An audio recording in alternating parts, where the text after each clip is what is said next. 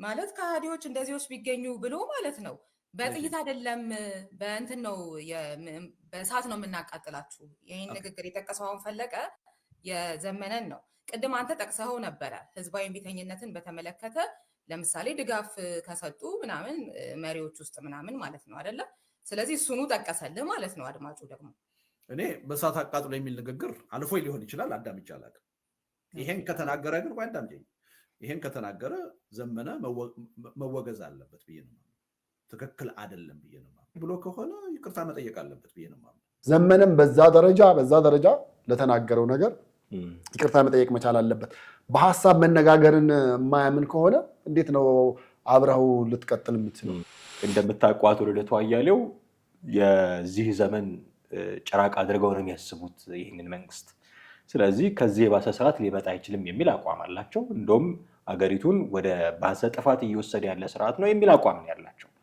እንዴት እንዲህ ሊሆን ይችላል? ማን ነው እንደዚህ የሚያደርገው? አይ ዘመነ ካሴ እኮ እንዲህ ብሏል፣ በእሳት አቃጥላለሁ ብሏል። ርዕዮት በአቋሟ የምትጸና ሰው ነች እና ያን ያክልም ሆነ ብላ ፋኖን ለማዳከም ያደረገችው ነገርም አይደለም። እውነታና እውነታውን ነው ያወጣችው። በቃ የጋዜጠኝነት ስራ ነው። የዘመነ ካሴ ግን ቢመጡ እንዲያደርጉናል ከመባሉ በፊት እንዲያደርጋለሁ ብሏል እሱ ራሱ። ርዕዮት ያለውን ፊት ለፊት የተናገረውን ነጩን ነው ያወጣችው። ልዩነቱ በዘመነ አንደበትና በእሷ አንደበት መገለጹ ነው። ከዛ ውጭ ግን እሱ የተናገረውን የደገመችው ሌላ ነገር ምንም አላደረገችም። አንድነታችንን የሚከፋፍል እኛ የምንለውን ነገር የማይሰማ የሚቃወም ሰው ካለ በጥይት አይደለም የምገድለው፣ በእሳት ነው የማቃጥለው። አይተኸዋል የሚያደርጋት መስቀል በጣም ትልቅ ነው። ከአቡነ ማትያስ ትንሽ አነስ የምትል ነች ትልቅነቱ እና እሱን ሳይ ምን ትዝ ይለኛል መሰለህ አሁን በተለይ ማቃጠል ነው ከሚለው ነገር ጋር ሰሞኑን ቪዲዮ ተለቆ ሳይ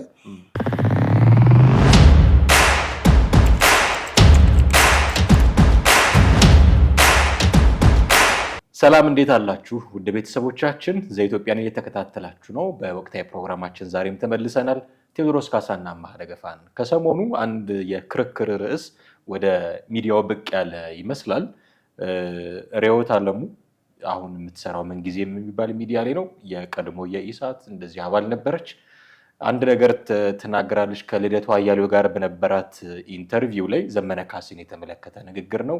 ሰው በእሳት አቃጥላለሁ ብሏል፣ ከዚህ አሁን ካለው ስርዓት የባሰ ነው የሚመጣብን የሚል አንድምታ ያለው ንግግር ትናገራለች።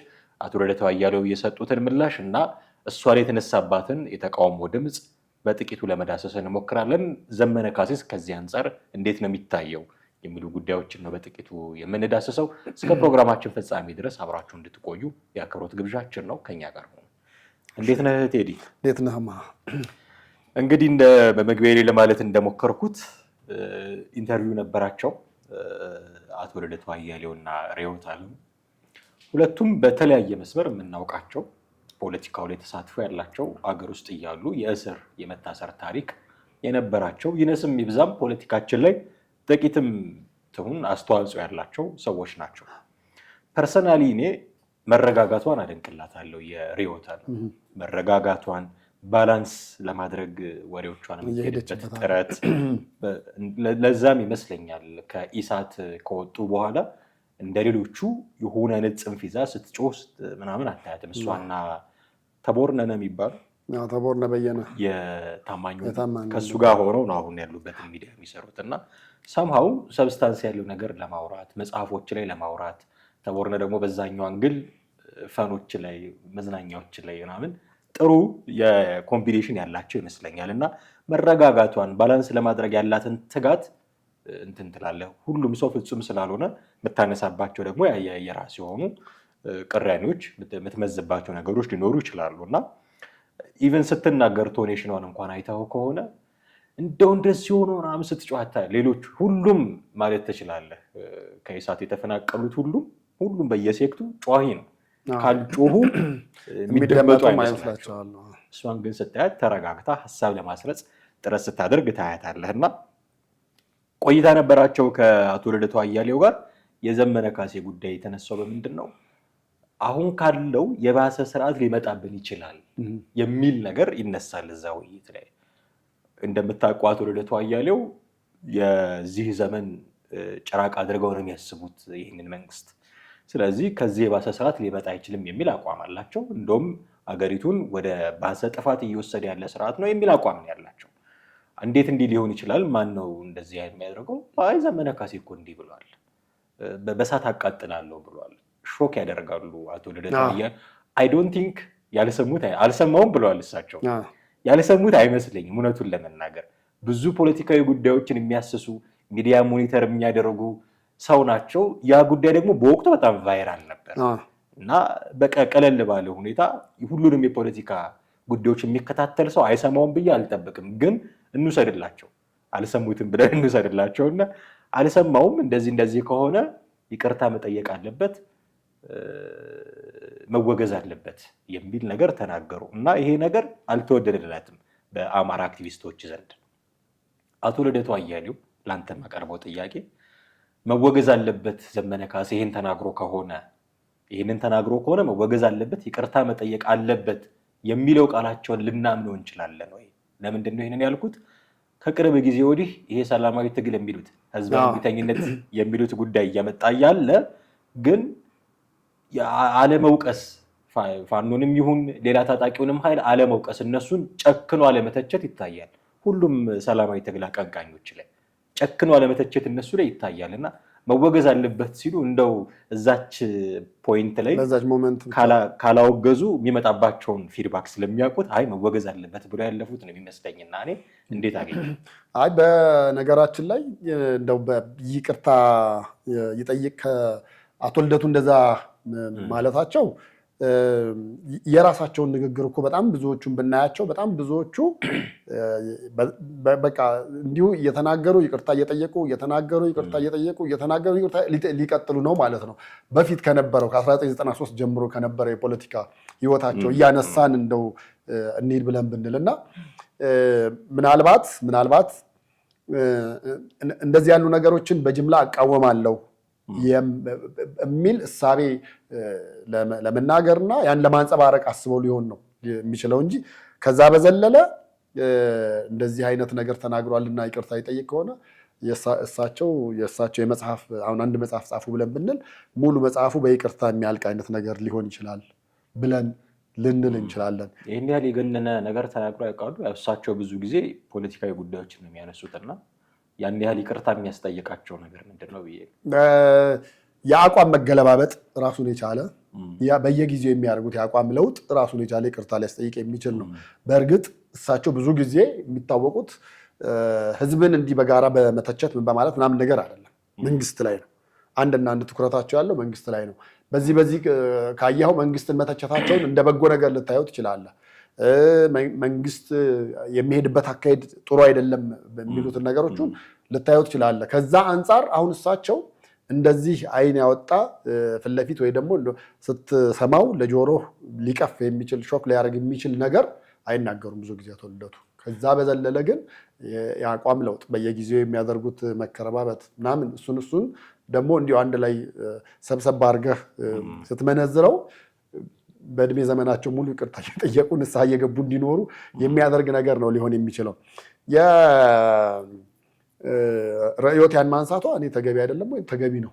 ምክንያቱም ማንኛውም ዘመነ ስለሆነ አይደለም ኖታውን ሊዘመና ሌሎችም የፋኖ ታጣቂዎች ቢሆኑ ሌላ ቦታም አለን የሚለው ኦላም ሊሆን ይችላል፣ የአፋሩም ሊሆን ይችላል፣ የትኛውም ቦታ ያለው በሙሉ በዚህ ደረጃ የጭካኔ አይነት ንግግሮች ምናምን ነገር ላይ ፓርቲሲፔት ካደረጉ ከተናገሩ ምን ካሉ በእርግጠኝነት ይሄ ነገር ፊት ለፊት መውጣት መቻል አለበት ብዬ ነው የማምነውም እንትን የምለው። ምክንያቱም እንዴ አሁን እኮ በፋኖ ውስጥ ባለው የአደረጃጀት ብዙዎች እሱን እንደ መሪ አድርገው ተቀበለውታል አይደል? ኖት በፋኖ ብቻም አይደለም አማራ አካባቢ ያለው ነገ ጧት መጥቶ መንግስት ሊሆንልን ይችላል እኮ ብለው ተስፋ አድርገው ሆፕ እያደረጉ በጣም የሚጠብቁ አሉ። ልክ የሆነ ታጋይ የመጣ ነው ምናምን ነገር ሲባል ነፃ ያወጣንና ነገ ጧት መንግስት ይሆናል ብለህ ተስፋ እንደምታደርገው እንደዛ አይነት ነገር የሚያደርጉ በጣም ብዙዎች አሉ። ያንን እንደዛ የሚያስቡለትን ሰዎች ሙሉ ለሙሉ እላያቸው ላይ ቀዝቃዛ በረዶ እንደመቸለስ ነው። የአመራራችን ይህን አይነት እሳቤ ነው ወይ ያለው፣ ይህን አይነት ነገር ነው የሚናገረው የሚሉ ነገሮችን እያመጣ ይሄ ገና ስልጣን ላይ ሳይደርስ 4 ኪሎ ሳይመጣ እንደዚህ ያለ ነገ ከነገ ወዲያ ቢመጣ ደግሞ እውነትም ከዚህ በላይ ሊያደርግ ነው። በህወሓት ዘመን ምን ተብሎ ይነገረን ነበር መሰለ ልጅ እያለ ኦነግ ስልጣን ላይ ከወጣ ኦሮሞ ስልጣን ላይ ከወጣ ያርዳል፣ ይጨፈጭፋል። ይሄ ነገር ነበር ብዙዎች ጋር የተሳለ የነበረው። በደርግ ጊዜ ደግሞ ኢህአዲግ ጫካ ስለነበሩ ጸጉራቸው ረጃጅምም ስለነበረ አውሬ ተደርጎ የሚሳል ነበር እና ከተማ ከገቡና ስልጣን ከያዙ ይገሉሃል፣ ይበሉሃል፣ አርዳ ይበሉሃል የሚል እሳቤ ነው የነበረው ነው የምልህ። ምናልባት የዛ ተቀጽላ እንዳይሆን ደግሞ ማሰብ መቻልም ተገቢ ነው ብዬ አስባለሁ። የሰዎችን አውሬ እያደረክ የምትስልበትና ልክ እንደ ሰው እንዳልሆነ ማስተዳደር እንደማይችል ከመጣ ሊገልህ ሊያቃጥልህ እንደሚችል አድርጎ የመሳብ የዛ ተቀጽላም ሊሆን ይችላል። በተለያየ አንግል ማየቱ መልካም ነው ብዬ ስለማስብ አሁን የደርግንና የኢህአዴግን ስታነሳ ቢመጡ እንዲህ ያደርጉናል የሚል ነው አይደለ? የተሰራው ህዝብ ውስጥ እንዲሰርጽ የተደረገው ነገር። የዘመነ ካሴ ግን ቢመጡ እንዲያደርጉናል ከመባሉ በፊት እንዲያደርጋለሁ ብሏል እሱ ራሱ። አሁን ይሄ በአደባባይ አቶ ልደቱ አልሰማውም ማለት ኢንቴንሽኑ ምንድነው ግን? መነሻው ሐሳቡ ምንድነው? ጉዳዩ አንድነታችንን የሚከፋፍል እኛ የምንለውን ነገር የማይሰማ የሚቃወም ሰው ካለ በጥይት አይደለም የምገድለው፣ በእሳት ነው የማቃጥለው። ይሄ ሰው ምን ማለት ነው? አሁን ይሄ ሊትራሊ ስፒኪንግ ነገ ከነገ ወዲያ አስረስ ማረ ዳምጤ የሚባል ምክትሌ የጎጃም ፋኖን ተቃራኒ ሆኖ ተቃዋሚ ሆነ ቢመጣ አልገለውም በጥይት በእሳት አቃጥሏለሁ እኮ ነው ያለ። ለአስረስ ያልተመለሰ ሰው ለአንተ ይመለሳል ወይ ነው? ነገ ከነገ ወዲያ ሀገር ቢመራ አሁን ሀገርን የሚመራን ሰው እንቃወማለን፣ መገልበጥ አለብን መንግስትን የሚሉ እንቅስቃሴ የሚያደርጉ ሰዎች አሉ አይደል? እነ ዘመነ ካሴ መጥተው መሪ ቢሆኑ እንዲህ አይነት ደግሞ ተቃዋሚዎች መኖራቸው አይቀርም። ይሄ ተፈጥሯዊ ነው፣ መኖርም አለበት ግዴታ ነው። አለዛ ምኑን ፖለቲካ ሆነ? የሚቃወሙህን ሁሉ ታዲያ በሳት እያቃጠልክ ትቀጥላለህ፣ ጊዜን ትቀጥላለህ የሚል ጥያቄ ማንሳት መቻል አለብን። ስለዚህ ከዛኛው የሚለየው አሁን አንተ ካነሳው የደርግ የኢህአዴግ ኤክስፒሪየንስ የሚለየው ቃል በቃል በሳት አቃጥላለሁ፣ በጥይት ስተኩስ አልገኝም የሚል ንግግር በአንደበቱ የተናገረ ሰው ጥይት አላባክንም እያለ ነው።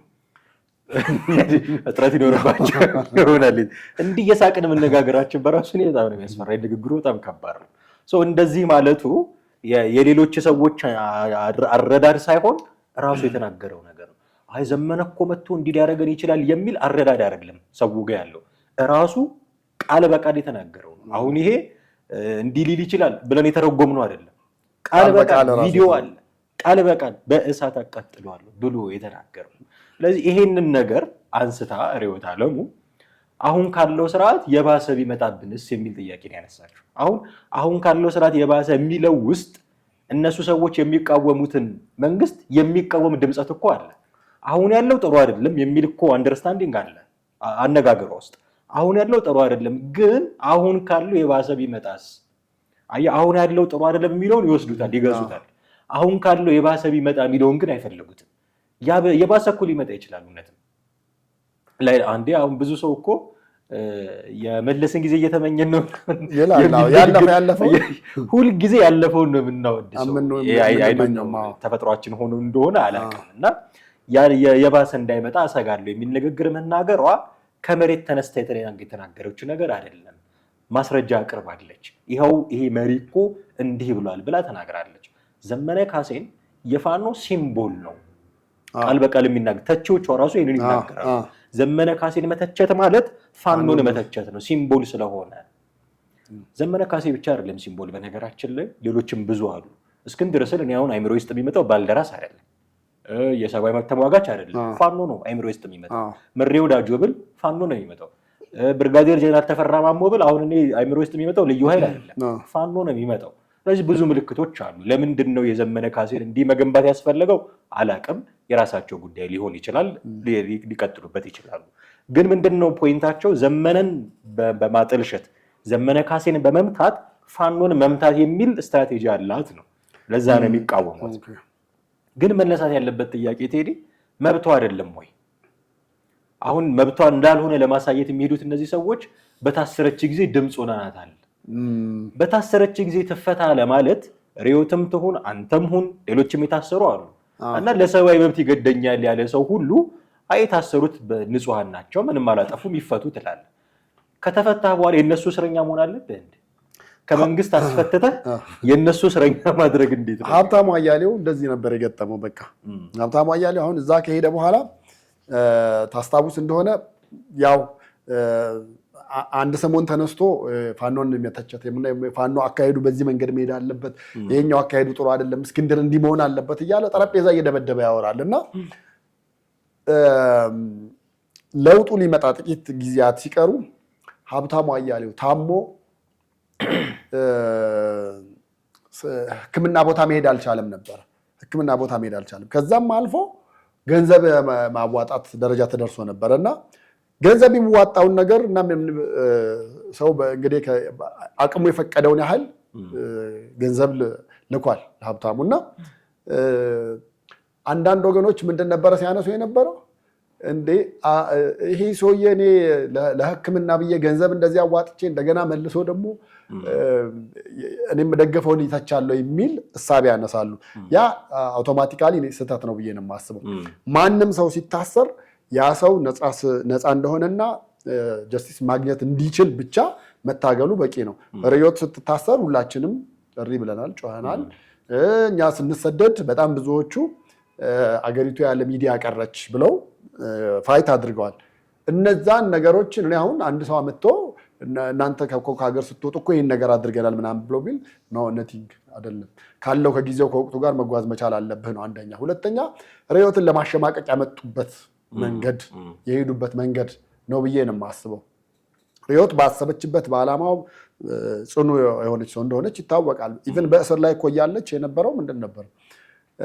መንግስት ይቅርታ አድርገልሻል በቃ ውጪ በአመክሮ ሲላት አይ ያሰራችሁን ጊዜው ይቅርታ አልጠይቅም፣ ይቅርታ ጠይቂና ውጪ ተብላ ነበር። ይቅርታ አልጠይቅም የተወሰነብኝ እኔ እስር ጊዜ ጨርሼ እወጣለሁ ያለችው።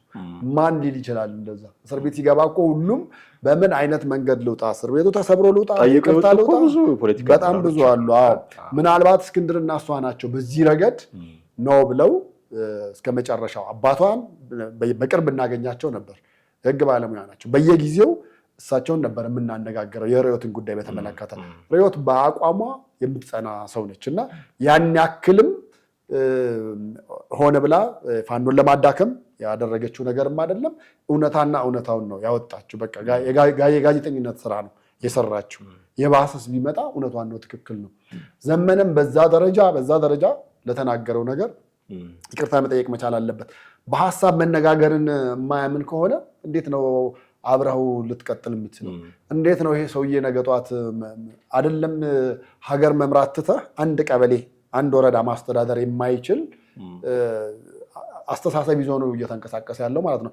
ኢቭን እሱ ብቻ ቤተሰብህንም እኮ ለማስተዳደር እኮ እውቀት ይጠይቃል አይደል እንዴ? ዝም ብሎ ከሜዳ ተነስቶ አይደለም። እና ከቤተሰብ ውስጥ ያፈነገጠውን እኮ አንስተህም እርምጃ መውሰድም እንደዛ ነገር ተገቢ ነው ብዬ አላምንም። እና በዚህ ጉዳይ የሪዮት አካሄድ በጣም ትክክለኛና እውነተኛ ነው። እኔም ደግመዋለሁኝ። ዘመነ ድጋሚ ይቅርታ መጠየቅ መቻል አለበት። ከልደቱ አያሌው ተወሰነ ይመስል እኔ ለምን ዘመነ ካሴን መተቸት ለምን እንደማይፈልጉ አላውቅም። ይፈራሉ ይሆን አላውቅም። የሆነ ማሳካት በዛ ማሳካት የሚፈልጉት ግብ አለ ይሆን አላውቅም። ዘመነ ካሴ በዚህ ብቻ አይደለም፣ ሌሎች ንግግሮቹም መተቸት ያለባቸው በርካታ ንግግሮች አሉ። ለምሳሌ ከመንግስት ጋር ተደራደር ሲባል ከእብድ ጋር አልደራደርም ያለ ሰው። አሁን ይሄ ንግግር ምናልባት በቃ ጀግና ወኔ ያለው ሰው ለዓላማው የጸና ሊያስብል ይችላል። በዓለም አቀፉ ማህበረሰብ ዘንድ ግን ፖለቲካ ማታቅ ነው የሚያስብልህ። ኢቭን አንተ ጉዳዩን በጦርነት ነው መጨረስ ያለብኝ የሚል አቋም እንኳን ካለ ከእብድ ጋር አልደራደርም አይደለም የምትለው፣ ቅድመ ሁኔታዎችን ነው የምታስቀምጠው። መንግስት እንዳይደራደር የሚያደርጉ ቅድመ ሁኔታዎችን ለቆ ይወጣልኝ ልትል ትችላለህ።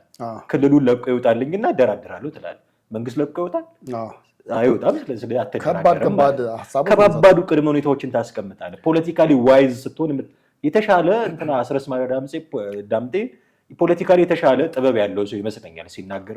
እሱም አንዳንድ ጊዜ ስለ መምህራኑ ይገደሉ የሚል ትእዛዝ ሲሰጥ ሰምተናል። እሱ ራሱ አንድ መነጋገሪያ ነገር ነው። ይቅርታ መጠየቅ አለበት እሱ ራሱ። መምህራንን በዛ ደረጃ እንዲገደሉ ማድረግ በጣም ከባድ ነገር ነው የሚሆነው። የዘመነ ካሴ ጉዳይ ስለሆነ ነው አሁን ትኩረታችን እንጂ አልደራደርም ከእብድ ጋር ምናምን ስትል ዓለም አቀፉ ማህበረሰብ ምንድን ነው የሚጠብቀው? እነዚህ ሰዎች ነገ ስልጣን ቢይዙ ከእኛም ጋር አይደራደሩም። ምክንያቱም እነሱ አሁን መጥተው የሆነ ነገር ቢያደርጉ ለእኛ ብለው እንዳልሆነ ይታወቃል። አሜሪካን በላት ሩሲያ፣ ቻይናን በለው የአውሮፓ ህብረት የራሳቸውን ጥቅም ነው የሚያስቀድሙት። እነዚህን ሰዎች ረድተን ደግፈን ስልጣን ላይ ብናወጣቸው ነገ ከነገ ወዲያ ከእብድ ጋር እንደራደርም ነው የሚሉን የሚል አንደርስታንዲንግ ሊይዙ ይችላሉ። ስለዚህ ፖለቲካሊ ስህተት ነው ማለት ነው የዘመነ ካሴ ንግግር። እኔ ጉዳዩ በጦርነት ማብቃት የለበትም፣ በድርድር እንዲያበቃ እፈልጋለሁ፣ ነገር ግን እነዚህ ቅድመ ሁኔታዎች እንዲሟሉልኝ እፈልጋለሁ ትላለህ። ይሄ ጥበብ የተሞላበት ንግግር። አንተ እኮ የምታምነው በጦርነት ሊሆን ይችላል፣ ማሸነፊያ አይቀርም፣ 4 ኪሎ መግባት አይቀርም ብለህ እንትን ልትል ትችላለህ። ግን አልደራደርም አትልም አደባባይ ላይ ወጣ። ይሄ ንግግሩ ለምንድን ነው የማይታቸው? የሚያውቁ ሰዎች እኮ አሉ፣ ፖለቲካ በደንብ የሚያውቁ ሰዎች። ግን ዘመነ ካሴን መናገር ማለት ለምን እንደዚህ ፍርሃት ሆኖ እንደተቆጠረ አላውቅም። ምንድነው እሱ እንደዚህ አብሶሉት ፓወር እንዳለው ሰው? በእርግጥ ይላል የዚህ ዘመን ንጉስ ነኝ የተቀባነን ቅባት የእንትኑ ዘይት የተፍለቀለቀ ይላል። እሱን አምኖ ተቀብለው እንደሆነ አላውቅም። የሚመጣው 7ኛው ምናምን የሚባለው ቴዎድሮስ እሱ እንደሆነ አምነውበት እንደሆነ አላውቅም። ግን ፖለቲከኛ እስከሆነ ድረስ ስልጣን እንደሚፈልግ አካል የሚናገራቸው ንግግሮች እየታረሙ መምጣት አለባቸው። ጦረኛ ብቻ ሳይሆን ፖለቲከኛም ነው። ፖለቲከኛ እኔ እንደውም ከጦረኛነቱ ይልቅ ፖለቲከኛነቱ ነበር የሚያመዝንብኝ።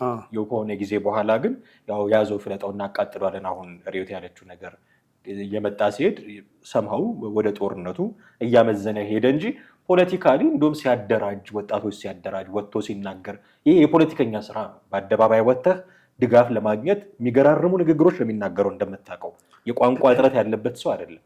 አንድ ፖለቲከኛ ሊያሟላ የሚገባውን የቋንቋ ብቃት ያሟላ ሰውዬ ነው። የሚናገራቸው ነገሮች በሙሉ የሚያፈዙ ናቸው። ሲጽፍ ሲናገር እንደው መሬት ጠብ የምትል አይደለችም። በቃ ደንበኛ ፖለቲከኛ ነው፣ ያስታውቃል። እና ጦር ደግሞ ጨመረበት። በስነስርዓት የስልጣን ፍላጎት ያለው ሰው ነው። እንዲህ አይነት ሰው ሊተች ይገባል። መንግስት እኮ ሊተች ይገባል አይደል? መንግስት ተመርጫለሁ ማንም እንዳይተቸኝ ሊል አይችልም። ሊተች ይገባል። ይሄን አበላሽተሃል፣ በዚህ መልኩ ደግሞ ጥሩ አድርገሃል። አማካሪ የሌለው ንጉስ 4 ዓመት አይነግስ ይባላል። አማክሩት ዘመነ ካሴን። እንዲህ እየተናገረ የፋኖንም ስም እኮ ነው የሚያበላሸው። ፋኖ ለኢትዮጵያ ነፃነት ነው የቆመው ከተባለ ሰው የሚያቃጥል መሪ ያለው ፋኖ ለኢትዮጵያ ነፃነት ሊቆም አይችልም። ስለዚህ ሊደፈር ይገባል፣ ሊተች ይገባል። ከዘመነ ካሴን መናገር ማለት ፋኖን መናገር ማለት እንዳልሆነ ማሳየት መቻል አለባቸው ብዬ አስባለሁ። እኔ እሱ ብቻም አይደለም አሁን አይተዋል የሚያረጋት መስቀል በጣም ትልቅ ነው። ከአቡነ ማትያስ ትንሽ አነስ የምትል ነች ትልቅነቱ እና እሱን ሳይ ምን ትዝ ይለኛል መሰል አሁን በተለይ ማቃጠል ነው ከሚለው ነገር ጋር ሰሞኑን ቪዲዮ ተለቆ ሳይ እዛ አማራ ክልል ውስጥ አንድ እንደ ቀልድ ተደርጎ የሚነገር ነገር አለ። ምን መሰለ ሰውየው የሽፍታ መሪ ነው። ሽፍታ ነው። ምንድን ነው የሚያደርገው? በቃ ወደ ከተማ የሚገቡትን ይይዛል፣ መዝረፍ የሚፈልገውን ይዘርፋል። እንደገና ይሄ ትልልቅ አመራሮች ምናምን ነገር ህዝቡን ይበድላሉ የተባሉት ካገኘ ደግሞ ግደሏቸው ይላል። ግን እንደዛ እያደረገም ጫካ ውስጥ ሆኖም ሁሌ መስቀል ያደርጋል። የጸሎት መጽሐፍ ከእጁ አይለይም እና ይጸልያል እና እሱም ያዛቸዋሉ። ሄደው ሰውን እዛ ከሚያልፉት መሃል ይዘው ይመጡና ይነግሩታል። እንዲህ ያደርገዋል ሲል ግደሉት ይላል። እንዲህ ያደርገዋል ሲል ያለውን ዝረፉትና ልቀቁት ይሂድ ይላል። እሱ ነው ፈላጭ ቆራጩ። እና አንዱን ቀን ምን ሆነ? አንዱን ሰው ይዘውት መጡ። ይዘው ቆመው እሱ ጸሎት ላይ ነው፣ እየጸለየ ነው። መሪው እየጸለየ መጥተው ጸሎቱን እንዳያቋርጡት ማስቆም አልቻሉም እና ዝም ብለው ይነግሩታል። እንዲህ አድርጓል ሲሉት እሱም እየጸለየ ነበረ የሚል ምልክት ሰጥቷል። ምን ማለት ነው? እና ይሄ በሁለት እምነት በሁለት ቢላ የመንቀሳቀስ አይነት ነገር ማለት ነው። እዚህ ጋር ሰው አቃጥሉ እያልክ እንደገና እየገደልክ፣ በዚህ በኩል ደግሞ ጸሎት የምታረግ ከሆነ ምንድን ነው? አርጎት ለሚዞረው መስቀል የማይመጥን ንግግር ነው። ተባጭሩ ያ መስቀል ማለት ፈጣሪ ሰው ሆኖ ለሰው ልጆች ህይወት የሰጠበት ምልክት ነው አይደል? አንገቱ ላይ አርጎ የሚዞረው ይሄንን አድርጎ የሚዞር ሰው እንዴት ሰው አቃጥላለሁ ይላል?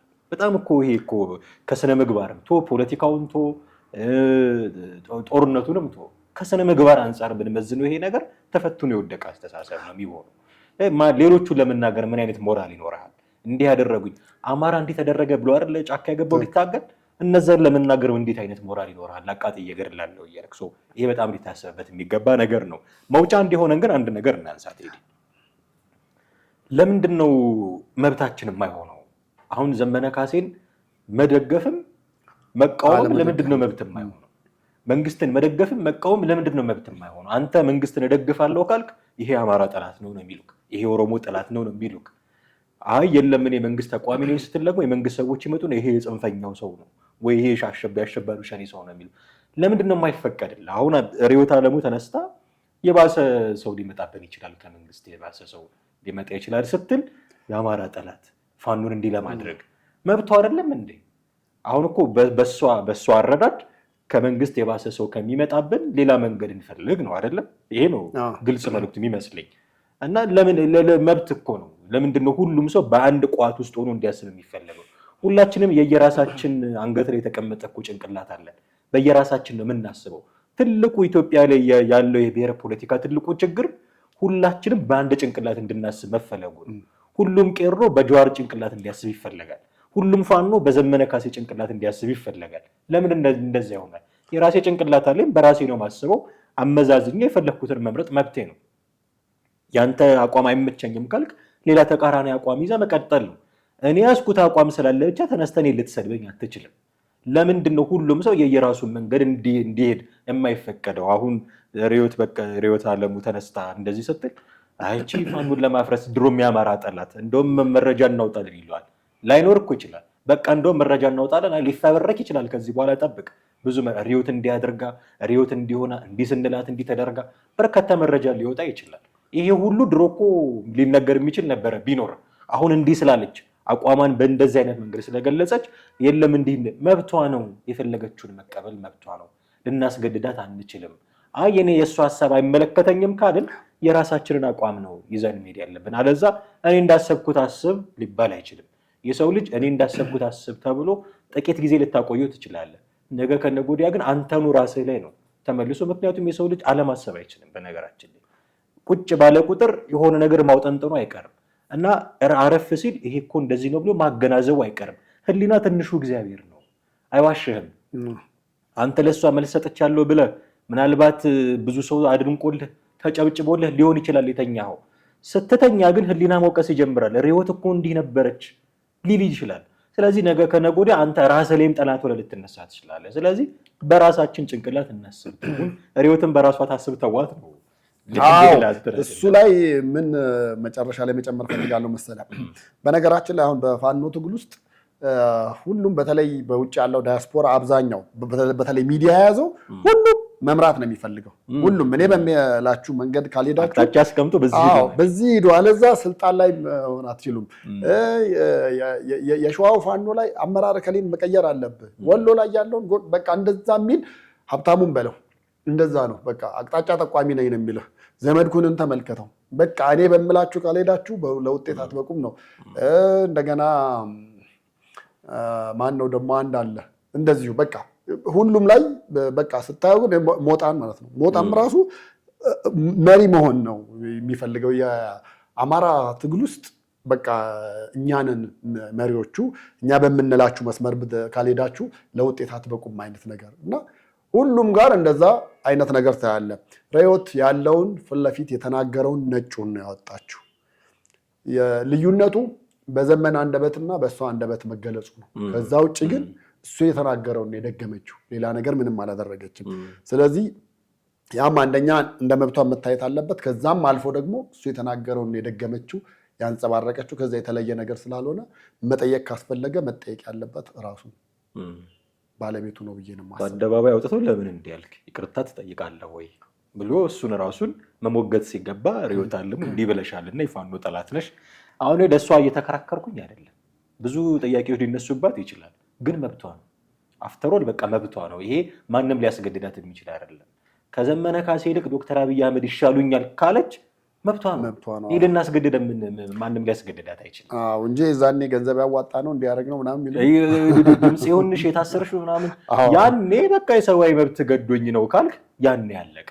አሁን ምን መሰለህ እንደው ትዝ ስላለኝ መውጫ እንዲሆን ላንሳው። የሆነ ሰው ስራ አንተን የሆነ መንግስት መስሪያ ቤት ውስጥ ምናምን ስራ የሚያስገባህ ከሆነ ለአንተ ብሎ አይደለም ነገ ከነገ ወዲያ የእሱን ልጅ እንድታስገባለት ወይ የሆነ ጥቅም እንድታሰጠው ብሎ ነው። እንደዚህ ነው አሁን አክት እያደረጉ ያሉት እነዚህ ሰዎች። ከእስር ቤት ሆነን ድምፅ የሆንሽ ዛሬ ለፋኖን እንዳትቃወሚ ነው፣ ዘመነ ካሴን እንዳትቃወሚ ነው የሚባል ነገር የለም። ለዶክተር አብይም እንዲህ ያለ መልእክት ንገረውት በለው። ምክንያቱም ዶክተር አብይ ወደ ስልጣን ሲመጣ ያልደገፈው አልነበርም። እንደዚህ ያሉ አሁን ርዕዮት እንደዚህ ያሉ ሰዎች በሙሉ እርግጠኛ ነኝ ዶክተር አብይን ደግፈዋል አይደለም። አሁን ዛሬ ያላችሁ አቋም ምንድን ነው ብለህ ደግሞ መጠየቅ ነው። ያኔ ለምን ደገፋችሁ የሚል ጥያቄ ማንሳት ያስፈልጋል። ኤኒዌይስ ሁሉም ሰው የራሱ አመለካከት አለው። በራሱ አመለካከት እንዲሄድ መፍቀዱ የተገባ ነው የሚመስለኝ። በጣም አድርጌ አመሰግናለሁ ቴዲ። ወደ ቤተሰቦቻችን እናንተንም እጅግ አድርገን እናመሰግናችኋለን። የዛሬው ፕሮግራማችን እዚህ ላይ ያበቃል። የእናንተ ሀሳብ የእናንተ አስተያየት ምንድን ነው የሚለውን እንድናውቅ ብታደርጉን ደስ ይለናል። እጅግ አድርገን እናመሰግናችኋለን። ጤና ይስጥልን።